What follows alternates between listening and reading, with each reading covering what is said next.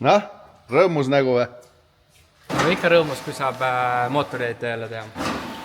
No nii, räägi siis meile, kuidas läheb. Ma tean, mis mootor see on, kohe räägin ka teile, aga võtaks äkki kokku, mis sa siit seest leidsid. Vaatame taustaks, ma arvan, et siin ju kõik saavad aru, millega tegemist on. See on järgmine. Järgmine 2.7, jah. Mis kõige hullem on, siis arvut oligi, et saaled. Ta on märkkarter, seal ei ole kuivkarterit. Ja siin on isegi läbi käinud mingid suuremaid asju. See on kahel on nagu käinud nagu midagi suuremat läbi. Ja. Ja siit on näha, et äärt on kulunud ja kuskil ootab siin plokis vist oli. Ta on löönud selle saale. Väga huvitav silikon on, kuule. Jah, huvitav kinni, jah. Aga ta on löönud selle saale nii laiaks, et see ei jää siia kinni. See on täitsa lõdvalt. Etteruutavalt ütlen, et siis see on Michael Motorspordi auto. Mootor tähendab siis õigemini. Ja mina olen siis näinud selle auto viimaseid sõidulogisi, siis kui oli ka probleem seal kütusega, see auto sõitis sisuliselt ilma kütuseta. Soomes ma tean seda, et see kütusepump ja see süsteem üldse ei töötanud ja see sai seal lööki ja detonatsiooni kindlasti ja temperatuuri ja kõike on näinud, nii et ma soovitasingi, et ennem kui uus hooaeg hakkab, sest et ma saan aru, et mees hakkab ise sõitma oma autoga jälle ja siis oli mõtet teha ennem väike hoolduse kontrolli ja nüüd sa teed listi, mis siis vaja on, ja. Kuidas kolvigrupp üldse on, näita seda ka, ta on pealt poolt, midagi sulanud ei ole, midagi kuuma pole saanud, ilus. Tundub ilus. Ja, servad on ilusad. Äärtes on käinud. Eks ta on kuiv ja soe. Kuiv ja soe. Kuiv ja soe, jah. Silmad on okei. Niimoodi vähemalt praegult kiiruga vaatasin okei. Kiiruga katsudes, jah. Mis silindril, viimasel silindril on nagu paha. Rõngas on seisnud. Roostet on jälje peale või? Jah. Okei, on seisma jäetud. Randi sisse see on siin. Ja kuidas sa näed seda praegult? No ikka näeb täitsa ka, see jääb peale küll, kui sa valgust võibolla näita siia mingi lambiga peale.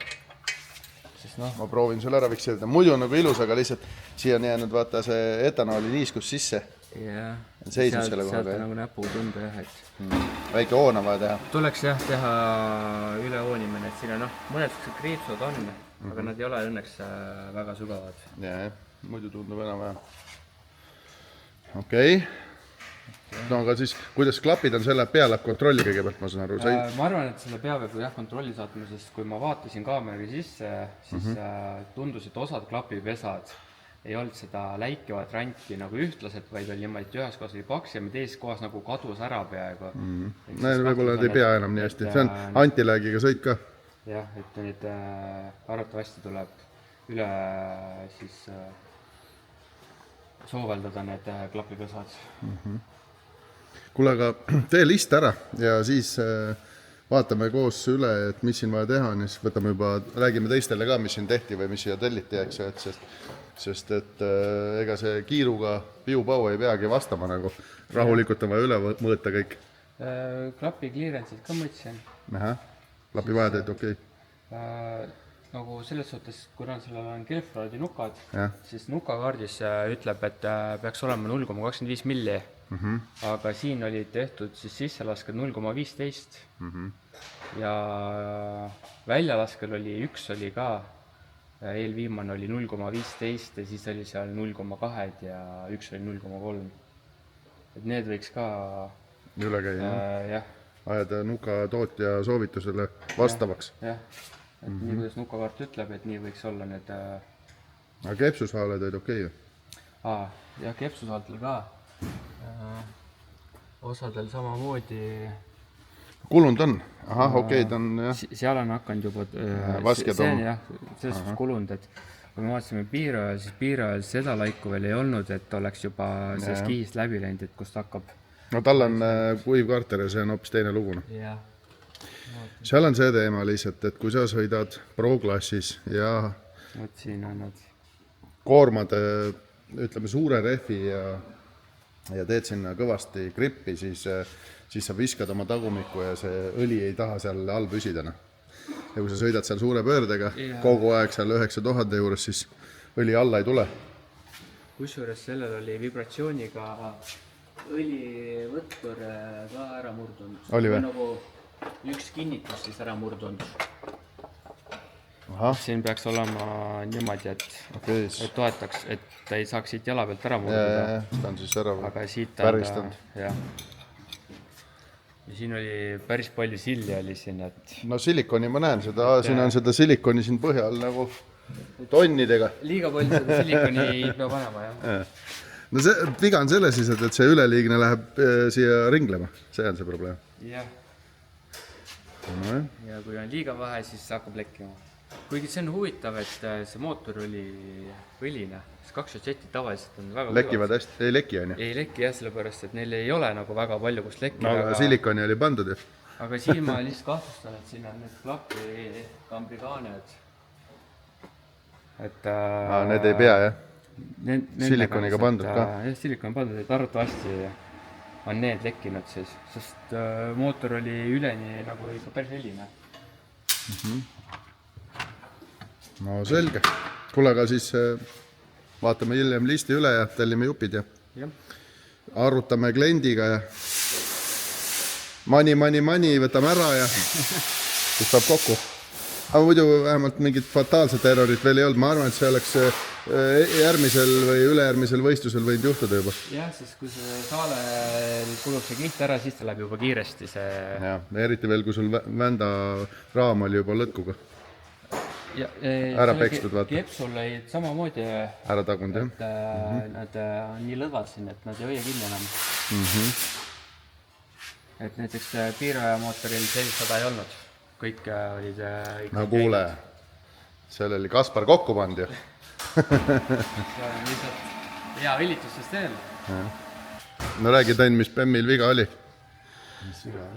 Amordil ma mõtlen.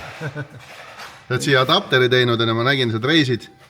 Siis sa tegid siia ruumi, et vedru vastu kere ei käiks. Seal oli õnnelt ja vedru oli kulutanud seda kere kaitset nagu maha, et tegime siis sinna natukene õgvendasime ruumi juurde. Probleem on selles, et see päris suured nagu flansid on siia pandud, eks ta esteetilisel eesmärgil on. Ei ole välja opset õige lihtsalt. Ei, seda on lihtsalt välja tõmmatud siia, jah, et probleem oli selles, et kliendil oli, konkreetselt klient ütles, et tema ratas käib vastu koopaid. Aga üks see on amortisaatorid pandud, aga seal amortisaatori, kuna siin on niikuinii custom asi tehtud, siis need kinnitused ja need asjad on ka siia keevitatud juurde veel. Pool telg läheb vastu amortisaatorid, siis ta on siia väljapoole see amortisaator toodud.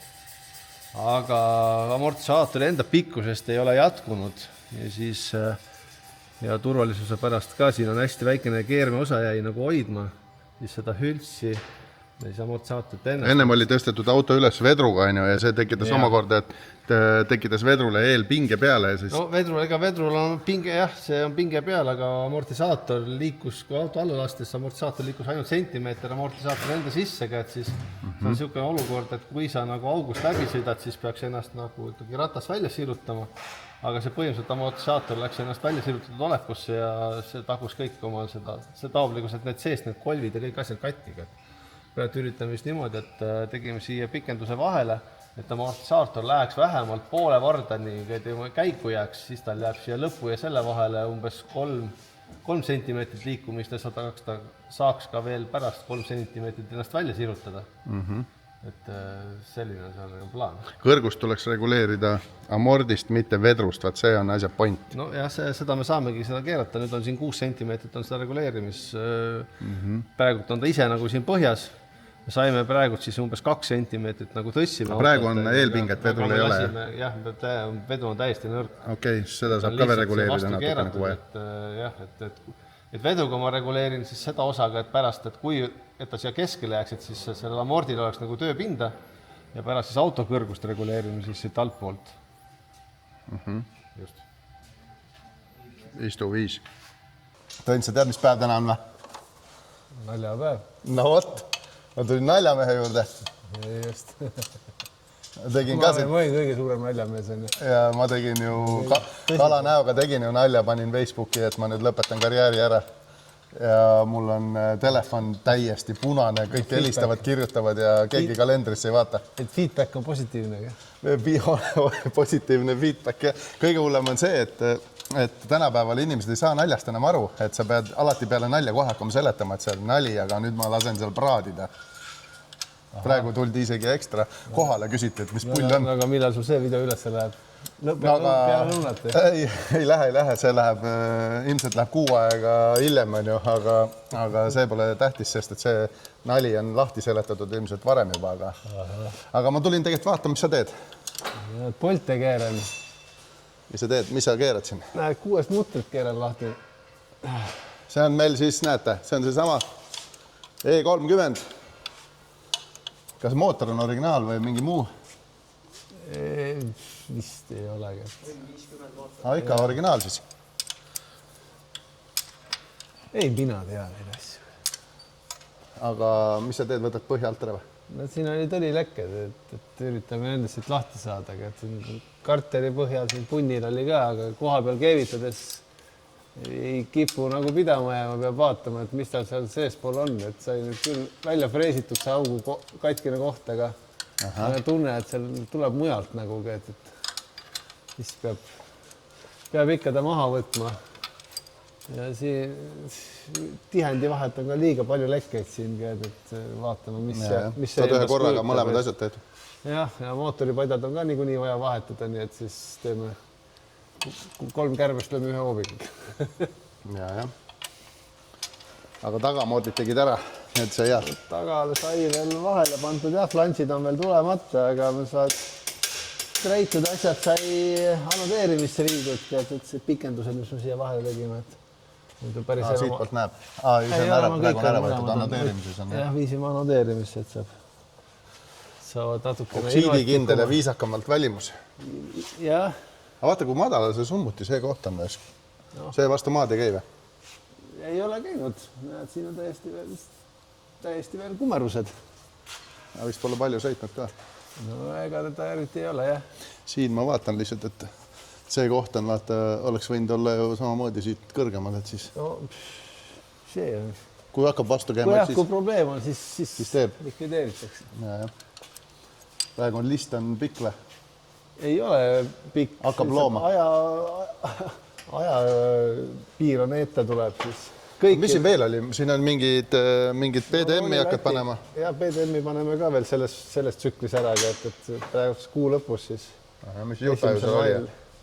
Siin on Maxeco on siin. Maxeco Race on peale pandud. Et kliendil on lisaväljundite soove ja siis paneme teise PDM-i veel juurde. See on vaja seadistada ka pärast? No see ei ole nüüd raske asjagi. Auto ma seadistada lõpuks veel vaadata.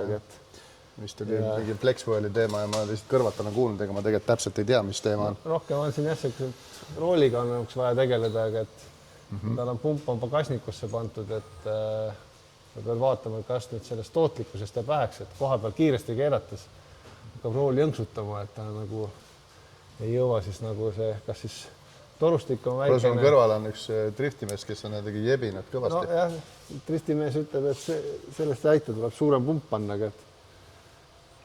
aga no sellega me seekord ei tegelegi, et siis kui ta uuesti tagasi tuleb, ta läheb siis salongi tegema, seal on juba aeg kokku lepitud, siis teeme need asjad ära, mis nagu jõuab selle kuu ajaga ära tehagi. Ja siis vaatame edasi. No selge. Siin on ka vaata, see käib, sa oled praegu tõstnud üles selle pärast, no. Käib vastu seda raami. No mingi, aga jah. Need teised siia padjad. Alguses auto on nagu liiga nagu jäigaks ehitatud, et klient on jälle öelnud kindlasti ehitajatele, et ma tahan ringrada sõita, aga siis pärast, ma ikka sõidan tänava peal ka ja siis, kui tänava peal sõitma lähed, siis kõik on nii jäik, et kõik logiseb kõrri lahti, et siis et päris mersut ei saa ikka ehitada. Ja ringraja autod nagu 2 tükki kokku ei käi, et peab ikka nagu mingeid kompromisse tegema, et siin jah, tagasilled ja kõik on nagu unipallide peal ja tagasild on veel eriti otse jäigalt kere küljes ilma mingisuguste puksideta, aga et siis ei ole mõtet nagu kolinaid ja mürinaid otsida, mis nagu algul probleemiks oli. nojah, ta kannab kõike edasi siit. Siin ei saa jah. Kõik ju kuradi 100% kõik ju. No just. See tänaval ei ole tore sõita, sest ma tean, et iga väike hääl tuleb tuppa. No jah, vibratsiooni keres, aga noh, eks need puksid ongi selle jaoks, et neid leevendadagi, et siin oleks pidanud kõik polupukside peale panema, võib-olla siis oleks nagu, et kui ta ikkagi spetsiaalselt ringrajas autoks oleks, on teine asi, aga kui sa ikkagi tahad tänava peal sõita ja hobiautona ringrajal on, siis need polupuksid peavad ikkagi vastu külge, et ei ole vaja jäigaks panna nagu võidusõiduautole. See tekitab ainult ebamugavust. Kuule, aga davai. Ma siis tulen jälle, kui midagi on näidata. No jah, siis näeme, kuuleme.